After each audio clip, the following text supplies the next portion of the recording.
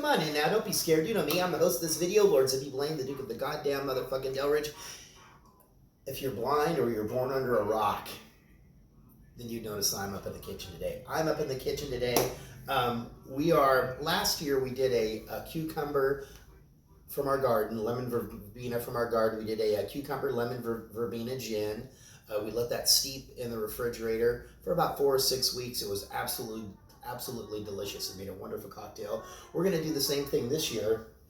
And this year we grew these lemon cucumbers. I haven't tasted them yet. Raella has. She says they're delicious. They have a nice lemony touch to them. So we're going to make a little infused gin with the lemon cucumber and just regular old slicing cucumber. And I've also been pondering with a lot of people that like the channel that don't actually drink alcoholic drinks. And I've thought we've pondered buying some of these newfangled alcohol-free tequilas or gins or vodka. And well, for one thing, they're very expensive. And another thing, I haven't really heard anybody say really anything positive about them. So I'm trying to think of a way to make some alcoholic-free cocktails that still have that. They're going to have that little bit of bite that you're going to get from the alcohol. And something that they used to use way back in the day was you make a shrub, and that's out of vinegar. That's not vinegar. This is vinegar right here. Basically a flavored vinegar syrup, I guess. I have never made it before. I've been researching recipes, so I'm going to make 2 of those this evening. I'm going to make one with blackberries and just regular vinegar, and then I'm going to make another one with strawberries and balsamic vinegar. And I'm plotting out one that I'm going to make that hopefully will have some of the botanical properties of a gin. And I'm going to start working on a dozen or so alcohol-free cocktails for our people out there that don't drink alcohol, that still want to have. Some of the alcohol-free ones, it's just like a juice. It's like a mixed juice drink. But this, if you're doing it like this, you get to still go through all the motions of actually shaking up a cocktail. And I think, that's part of the joy in making a cocktail, I think. But before that, I'm going to start off with, I'm doing a version of one of our favorite cocktails around the house, which is called the CFH cocktail. And this is a classic out of the, I believe it's either out of the Patrick Gavin Duffy or the Savoy cocktail book. I can't remember exactly which book it is in. But this evening, instead of, it usually has grenadine. This evening, I didn't make any grenadine today, but I have a little bit of this black cherry syrup that I made a few weeks ago, and I'm going to use that instead. So keep in mind, this is going to be a stiff cocktail. It is happy hour. We are here at the Wicker Bar. We are throwing down. We are going to make it happen. So I'm going to start off with 4 ounces of gin. This is what I'm using. I'm using this big gin in our infusion here. 2 ounces of our Cronan Swedish punch. This was donated by Dagon's Deep Den over there. Another very renowned underground bartender in the scene, if you know what I mean. 2 ounces of our Swedish punch. 2 ounces of our Cockerel Calvados.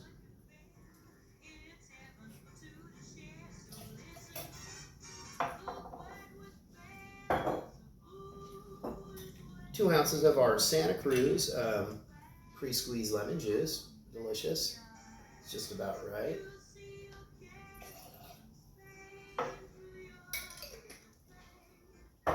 And 2 ounces of our black cherry syrup that I made a few weeks ago, and it's still, there's a little bit of cherry pulp that keeps getting jammed in there. I'm just going to go like this.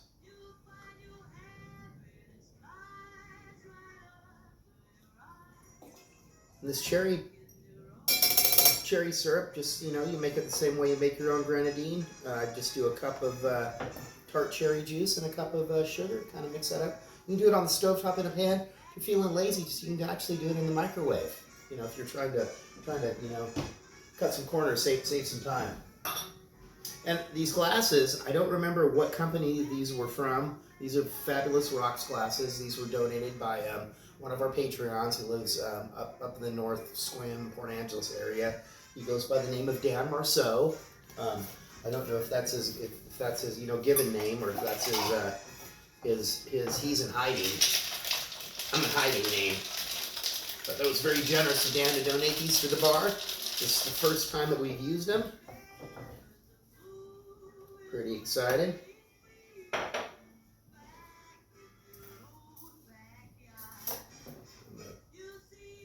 Dispense this into these cups, and I'm going to go get a little bit more ice, I think. Oh, yeah, look at that.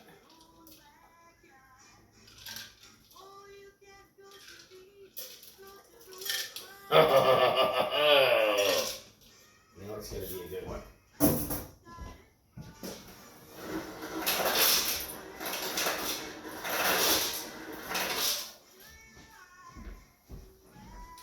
We'd actually ordered a tabletop or countertop, bar top, little portable ice machine. The damn thing didn't work. We had to send it back. It's always a drag. It's always a drag. Rail, would you care to join me?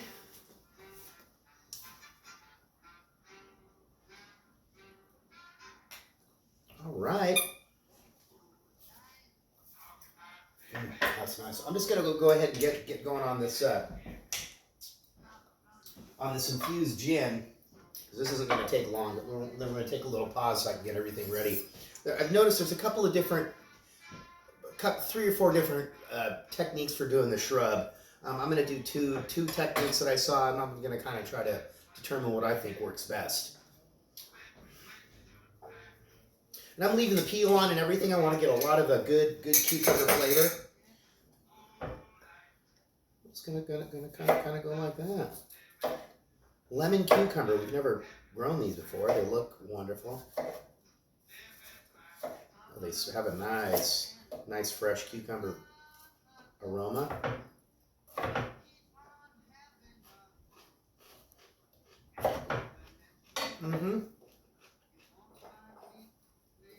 I'm not really tasting. I guess it's more of a lemon due to the shape. I'm not tasting a hint of lemon in there, but it's nice. Nice and refreshing nonetheless.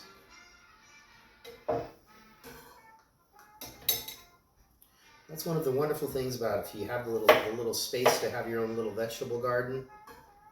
And we've done pretty well this year. We didn't plant anything that we had too much of, but we've really had some nice crops of leaf lettuce, shishito peppers, bush beans, and I'm just going to skip that slicing cucumber. I'm just going strictly lemon cucumber.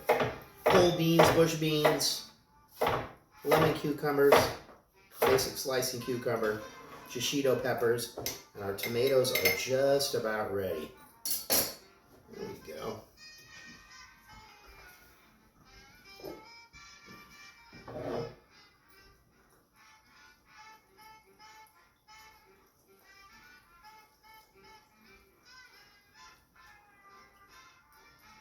There we go. And like I said, I'm going to stick this in the refrigerator for quite some time. I might give it a little shake every once in a while, but I think we're looking pretty good there. All right, I'm going to put that over there. So just hang tight, give me a few minutes, and I'm going to get the shrub business ready to go. And Shrub, don't forget we got Shrub over there. He's got a Goblin House. He's got some nice masks that are on sale right now. So if you're looking for something to buy, go search Goblin House on the internet. Fabulous fellow. Okay, hang tight. We'll be right back. Okay, here we go. So I'm going to do our balsamic strawberry shrub first. And I just got an inexpensive balsamic vinegar. I don't think you need anything like one of these nice rich and syrupy ones. I think that would be a little overkill.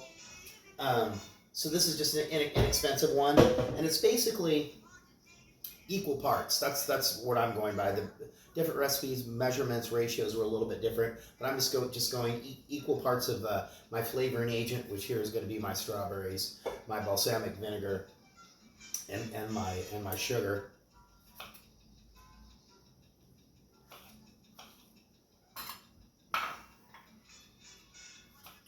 Unfortunately, these are not strawberries out of our garden. These were local strawberries. I believe they're from Vashon Island.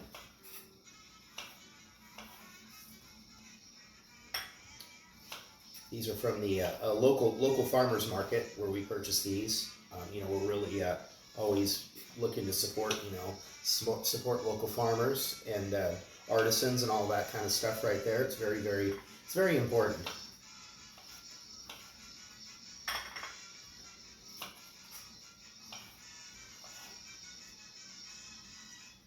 Let's get a good packed cup of berries in there. I want to get a good flavor there.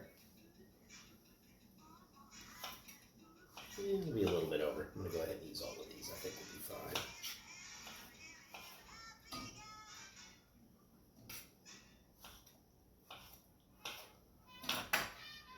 All right. There's our cup of berries. And then our cup of balsamic vinegar.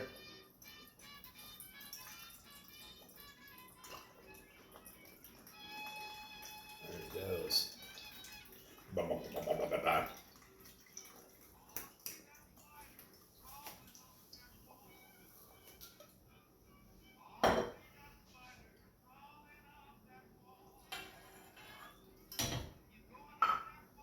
And then a cup of sugar.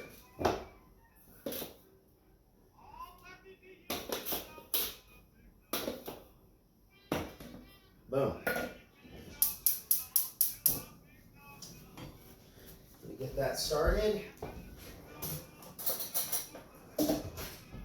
And I'm just going to heat this through, and I'm going to use our muddler here to kind of squish these berries down to get them nice and macerated there. And I'm just going to warm this up just so that the vinegar and the sugar gets into a solution. So why don't you just hang tight? I'm going to get this one going, and then I'm going to work on the blackberry one. Okay, so just hang on there. Okay, here we go. So that got heated up very nicely. I got the muddler in there. It seems a little small, so I just got the old potato masher there.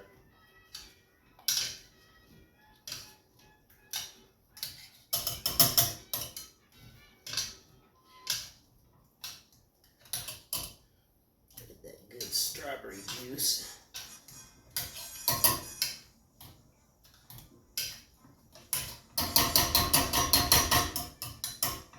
Right, I think that is going to work. And then we just have some of these little teeny mason jars here. Hopefully these are going to be big enough. You know, I'm not gonna think I'm fancier than I really am.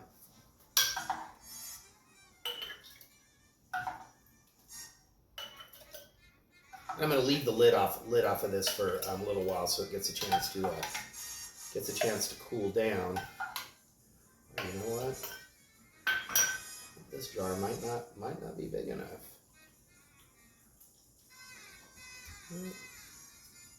It's gonna be close. All right.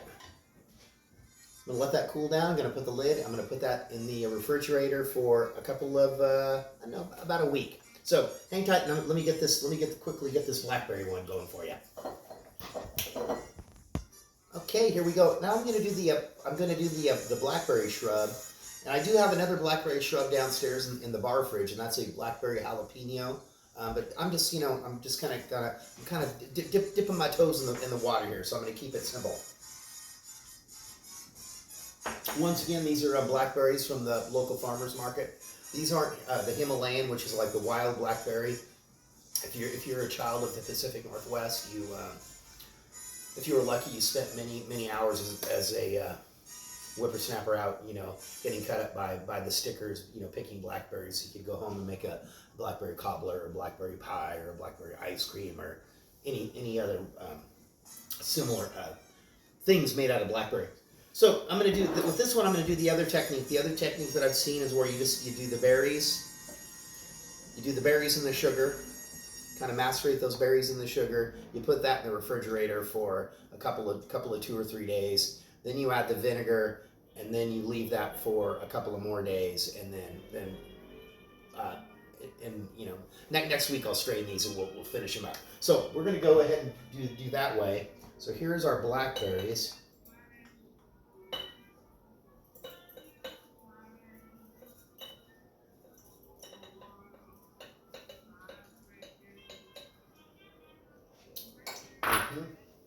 It's out of a couple of our blackberries, and I was gifted. The bar was gifted by Vicky Zuring, and she is a bartender here at a couple of local establishments in West Seattle, and she donated this gallon of apple cider vinegar to the bar, and now we finally got a perfect thing to use that vinegar for with.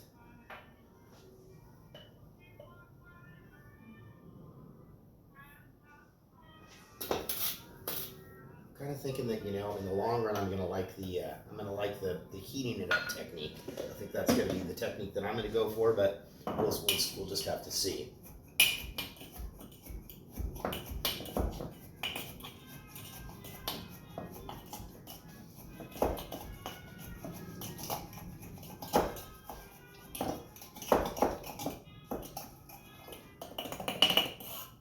All right. There we go. That is our shrub, our cocktail shrub experiment. Number 1 and number 2, our lemon cucumber infused gin, our CFH cocktail with the cherry syrup. It's been a wonderful time here.